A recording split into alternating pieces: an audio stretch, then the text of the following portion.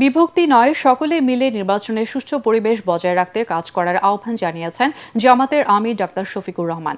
ঢাকা ১৫ আসনের কাফরুলে নির্বাচনী প্রচারণা চালানোর সময় তিনি কথা বলেন। জামাতের আমির বলেন, সবাই মিলে দেশ গড়ার জন্য এগিয়ে আসতে হবে। বিস্তারিত জানাচ্ছেন ইয়াসিন রানা। মিরপুর কাফরুলে নির্বাচনী প্রচারণা চালান ঢাকা ১৫ আসনের প্রার্থী জামায়াতের আমির ডাক্তার শফিকুর রহমান। ভোটারদের সঙ্গে মতবিনিময় ও কুশল বিনিময় করেন তিনি। স্থানীয় নেতাকর্মী ও সমর্থকদের উপস্থিতিতে প্রচারণা সভায় উৎসবমুখর পরিবেশের সৃষ্টি হয়। উন্নয়ন ও জনকল্যাণমূলক নানা প্রতিশ্রুতি তুলে ধরেন তিনি। নির্বাচিত হলে এলাকার অবকাঠামো উন্নয়ন, কর্মসংস্থান সৃষ্টি, শিক্ষা ও স্বাস্থ্যসেবার মান উন্নয়নে বিশেষ গুরুত্ব দেওয়া হবে বলে জানান জামায়াতের আমির। শিক্ষা জাতির মেরুদণ্ড।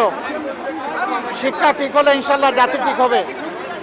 আমরা যদি বেটার এডুকেশন দিতে পারি তাহলে বেটার নেশন আমরা বিল্ড আপ করতে পারবো। লেভেল প্লেইং ফিল্ড না থাকায় ১১ দলীয় জোটের প্রার্থীদের ওপর হামলার ঘটনা ঘটছে বলে অভিযোগ করেন তিনি।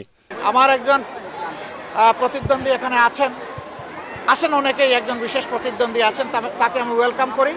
আসেন ময়দানে, আমরা সবাই সবার কথা নিয়ে যাই, সুন্দরভাবে, ভদ্রভাবে, শান্তভাবে, সুশৃঙ্খলভাবে সবাই সবাইকে সম্মান করি এবং যার যার কথা আমরা জনগণের হাতে ছেড়ে দেই।